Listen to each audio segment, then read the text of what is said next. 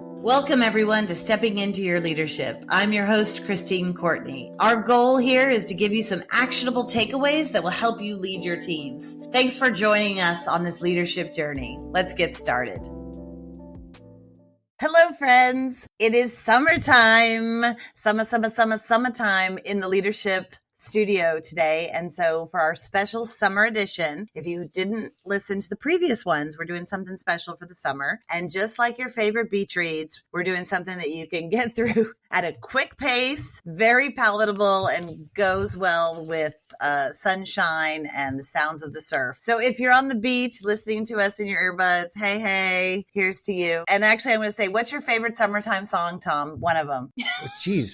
Favorite summertime song. You didn't think I was going to throw that at you, did you? You know what's really weird, Christine? I've been listening to a lot of Luciano Pavarotti just singing different operas. Oh my God, that is so weird. Just lame to what you're asking, but that I just can't stop. Okay, let me just tell you that no one ever in the entire universe has ever answered favorite time song Pavarotti. Okay, I know specifically La Traviata. I mean, why? Oh my God, it's amazing. I recommend it, everybody. It's incredible at the beach. Believe it or not, it's really good stuff. I met Pavarotti one time. What? Yeah, my ex-boyfriend was doing a show with him at the Met, and I got to go backstage and meet him. Wow. So cool. But a story for another time. Erika, what's your favorite summertime song? A better summer song is Michael Franti and Spearhead. That is a summer vibe, and their song "I'm Alive," or in parentheses, "Life Sounds Like," is a perfect. Put on some roller skates and some shorts. Roller skates? And go on the boardwalk, right? That is a summer song. Well, to add on to that, I like Sheryl Crow's Soak in the Sun. Oh, nice. You know, you can imagine being on the beach for that. Okay, so enough of that. That's not what we're here for today. We're actually still going to talk about leadership.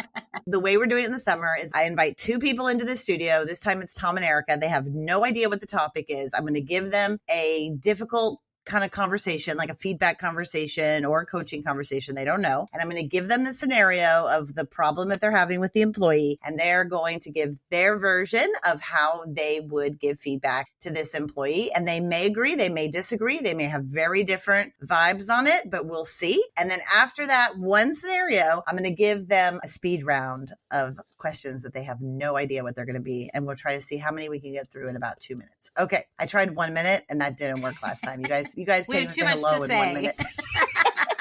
Okay. You ready? Here's the scenario. This is Sarah. All right. Oh, Sarah. Sarah. Okay. Sarah, a sales associate. We already know where this is going. Okay. Sarah, a sales associate, reacts defensively whenever feedback is given, often arguing or making excuses instead of taking steps to improve. Her performance has not shown any significant improvement despite multiple feedback sessions. In the last performance review, when feedback was provided about her sales techniques, she argued that the targets were unrealistic and the market conditions were to blame, rather than acknowledging areas for personal improvement. Okay, you got it? Mm-hmm. Yeah.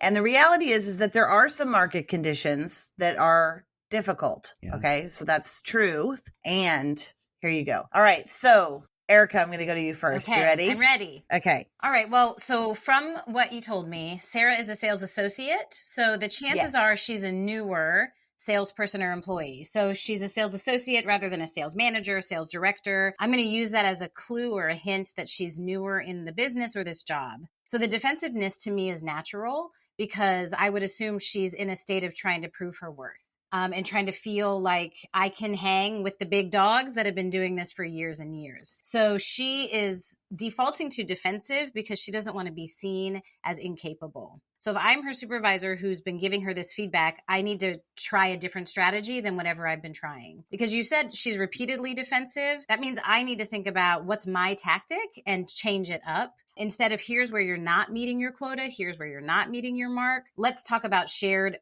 goals. Sarah, let's think about what you want in terms of success in this job and what is our company's quota and how do we get the combination of those two things? What are the action steps we need to take to elevate your performance? So it's all about how do we elevate this moment as opposed to you miss the mark again, because I think that's going to lead to just a continuous loop of dissatisfaction on both ends.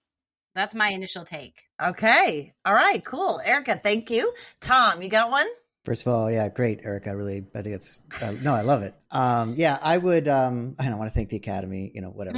I think one of the first things in this situation, I also agree with Erika. It sounds like she's pretty new. So she's going through, it's a hard time anyway, just coming into a new community and not understanding your place and trying to find it.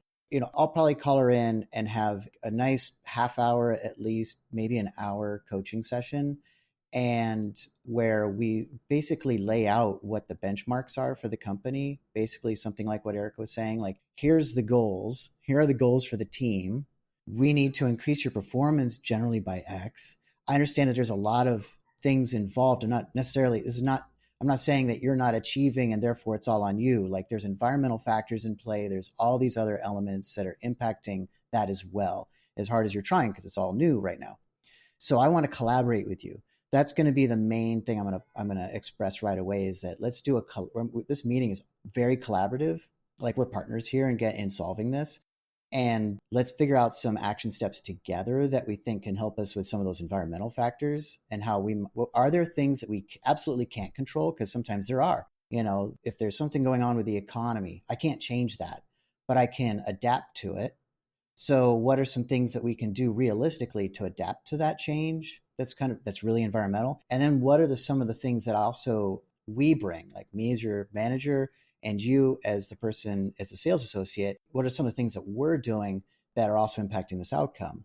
And then really just having a conversation about it that's really supportive, letting her know again that all this is done because we really believe in her and her performance. I've found that tends to bring down the temperature, because I'm not saying you're failing.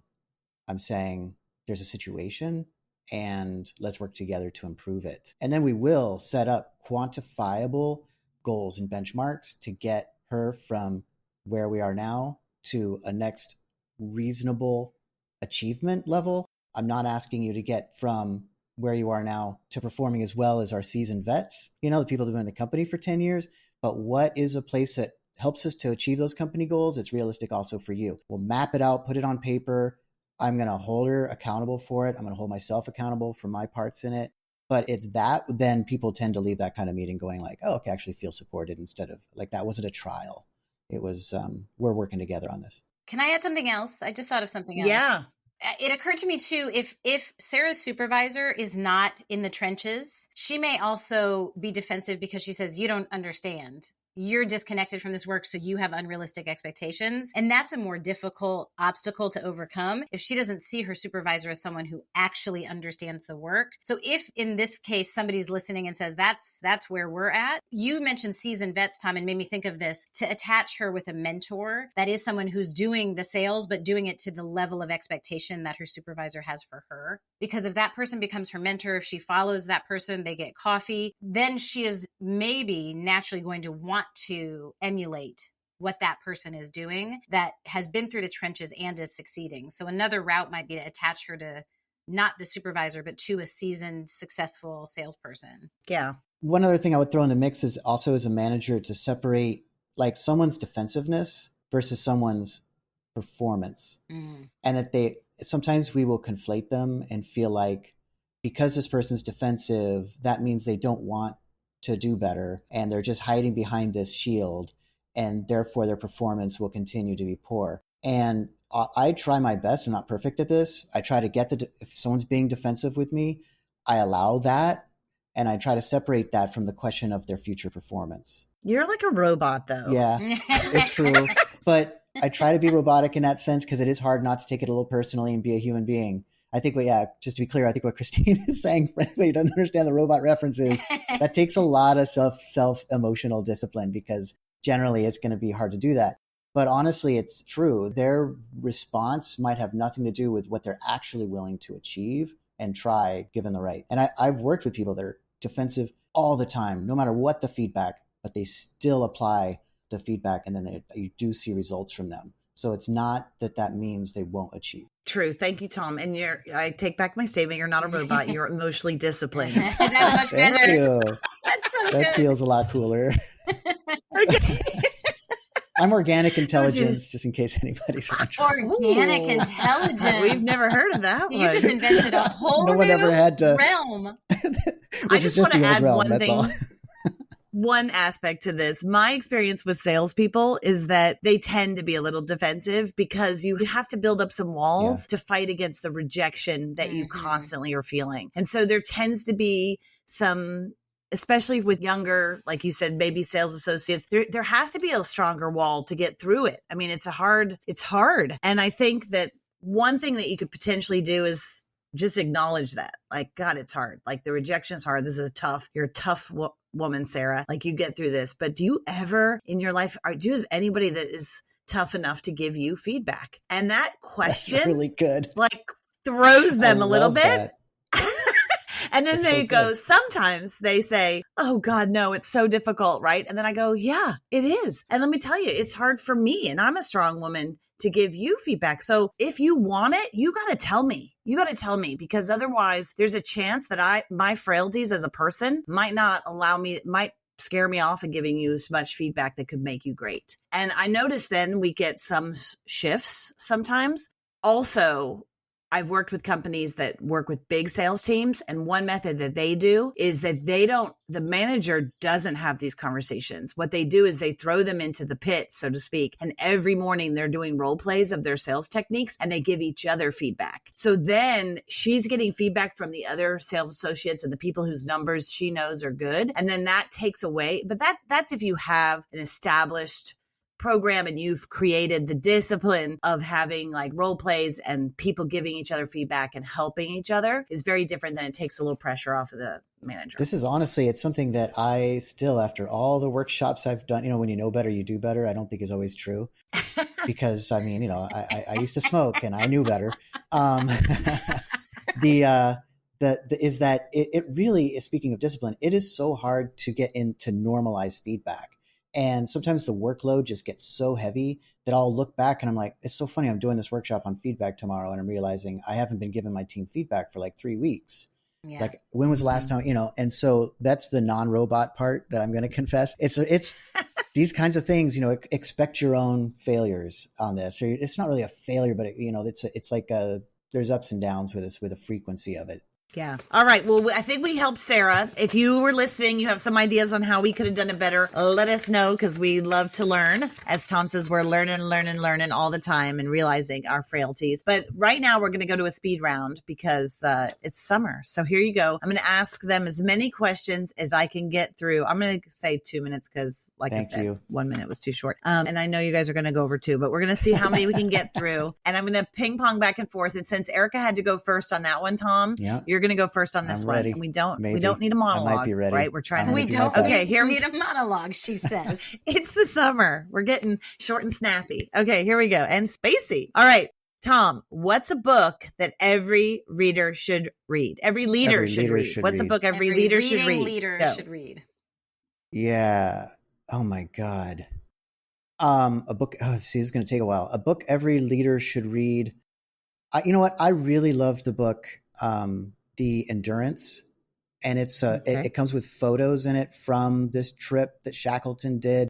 He failed so heavily as a planner. It's beautiful to watch how awful he did as a planner for this mission, and how beautifully he led once the team for 2 years was trying to survive on the ice. He made the best leadership decisions in the moment, but the worst when it came to the planning. And so there's so much to learn in there, not only from a failed leader, but from also someone who was very successful in the moment. Okay, I'm done. All right. Thank you for your mini monologue. Erika, what's a book that every leader should read? Every leader should read Take Their Breath Away. Oh my God, she has the book ready. As soon as you said it, I just turned around. I have it so close to me. This is why. Every leader should read it, because you're going to refer to it for the rest of your life. It is all about how do you surprise and delight. So when you're thinking about elevating your customer service, elevating your sales, elevating your experience with your team, how do you take your own leadership to the next level? By surprising and delighting. This book is filled with tips. You'll keep it at your fingertips. I love it. Mine is Viktor Frankl's Man's Search for Meaning. Excellent. I think super important for everybody, even if you're not a leader, but certainly if you are. Okay. What's a common mistake new leaders make? Erika. They think they have to have all the answers. And so they try to solve and give advice and give answers because they think a leader is someone who gives advice and gives answers. Yep. Tom. I mean, I agree with that. It's the same thing I was going to say. It's like you think you're being paid to be the expert, Yeah. And you're not. It's like the mistake is not asking enough questions, not diving deep enough, and giving the person the power to be able to fail sometimes in order to eventually succeed. And I would just add that I think that people still try to go as usual and not micromanage so much that they don't actually lead at all. They just try to remain friends until they realize that people don't want that either. Okay.